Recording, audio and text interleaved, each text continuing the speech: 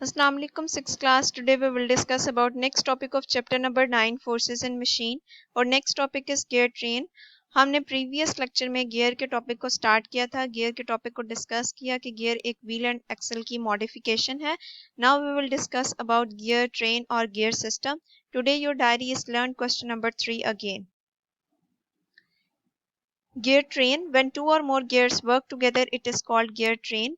जब दो या दो से ज़्यादा गियर्स इकट्ठे काम करते हैं तो वो मिलकर गियर ट्रेन बना देते हैं. इसको हम गियर सिस्टम का नेम भी देते हैं. बेसिकली जो गियर ट्रेन है वो दो व्हील पे कंसिस्ट करती है. First one driving wheel and second one driven wheel. दो या दो से ज़्यादा व्हील भी हो सकते हैं, लेकिन जो मेन व्हील है वो ड्राइविंग व्हील और ड्राइवन व्हील होगा. Driving wheel is that wheel that move, जिसके ऊपर हम फोर्स को अप्लाई करते हैं. ड्राइविंग व्हील को हम मूव करते हैं, उसके रिजल्ट में ड्राइवन व्हील मूव होता है.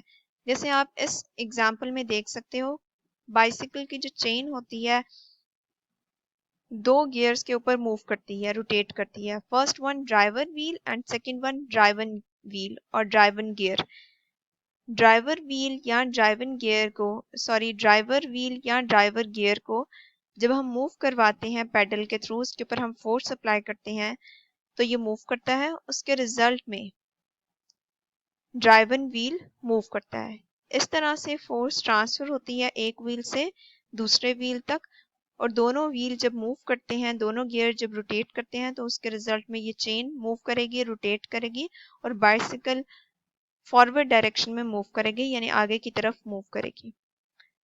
इस तरह बहुत सारी हम मशीन्स देख सकते हैं जिनके अंदर ड्राइवर और ड्राइवन व्हील दोनों इकट्ठे काम कर रहे होते हैं और गियर ट्रेन या गियर सिस्टम उस मशीन के अंदर मौजूद होता है. ये एग्जांपल्स हम आगे फर्दर डिस्कस करेंगे. We can use gear system in two ways. दो तरह से हम गियर सिस्टम को यूज कर सकते हैं. First case when the driving wheel is larger. जब driving wheel larger in size होगा, यानी वो व्हील जिसके ऊपर हमने फोर्स अप्लाई करनी है वो बड़ा होगा साइज में, and the driven wheel is smaller, और ड्राइवन व्हील स्मॉल होगा. The gear system is use to increase the speed. इस केस में हम गियर सिस्टम को यूज करते हैं स्पीड को इंक्रीज करने के लिए. ड्राइविंग गियर या ड्राइविंग व्हील जो है वो लार्जर इन साइज है. जब आप इसके ऊपर फोर्स अप्लाई करोगे तो उसके रिजल्ट में ड्राइवन गियर जो इसके साथ अटैच है वो भी मूव करेगा. जब ये मूव करेगा तो इस तरह से स्पीड इंक्रीज होगी उस मशीन की. Second case when the driving wheel is smaller. जब ड्राइविंग व्हील या driving gear small in size होगा and the driven gear is larger, और ड्राइवन व्हील या driven gear larger in size होगा, then this gear system is used to increase the force. और इस gear system को हम use करते हैं फोर्स को इंक्रीज करने के लिए. ड्राइविंग व्हील क्योंकि छोटा है साइज में, जब हम इसके ऊपर फोर्स अप्लाई करेंगे तो ये स्मॉल फोर्स जब ट्रांसफर होगी ड्राइवन गियर तक तो ये बिग फोर्स में, लार्ज फोर्स में कन्वर्ट हो जाएगी. इस तरह से हम गियर सिस्टम को यूज कर सकते हैं फोर्स को इंक्रीज करने के लिए, कि आप स्मॉल फोर्स स्मॉल व्हील के ऊपर अप्लाई करते हो और जब वो लार्जर व्हील तक पहुंचती है तो वो बिग फोर्स में कन्वर्ट हो जाती है.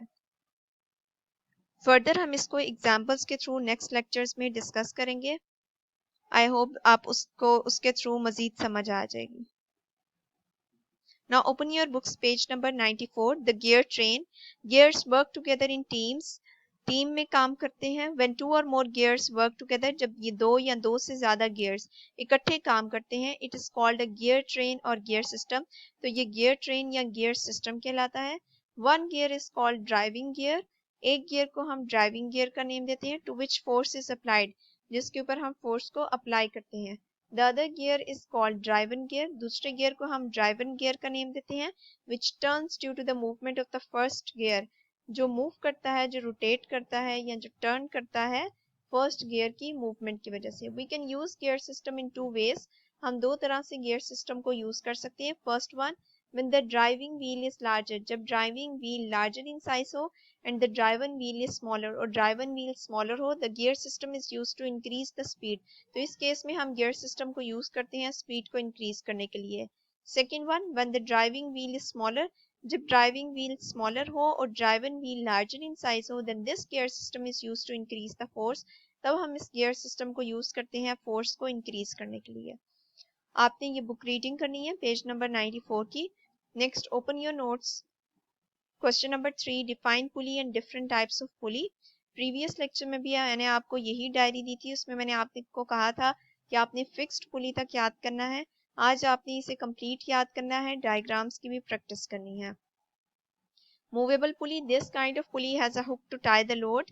ये इस तरह की पुली होती है जिसमें हुक मौजूद होती है लोड को यानी वजन को बांधने के लिए। टाई का मतलब होता है बांधना। The movable pulley moves together with the load. Movable pulley load के साथ साथ मूव करती है। In this kind the rope is attached to some support while pulley moves. इस केस में हम रोप को अटैच कर देते हैं किसी सपोर्ट के साथ और पुली मूव करती रहती है। A movable pulley does not change the direction of a force. Movable pulley force की डायरेक्शन को चेंज नहीं कर सकती। Applied force and the load move in same direction. जो फोर्स हम अप्लाई कर रहे होते हैं और जो लोड है वो दोनों एक ही डायरेक्शन में मूव करते हैं।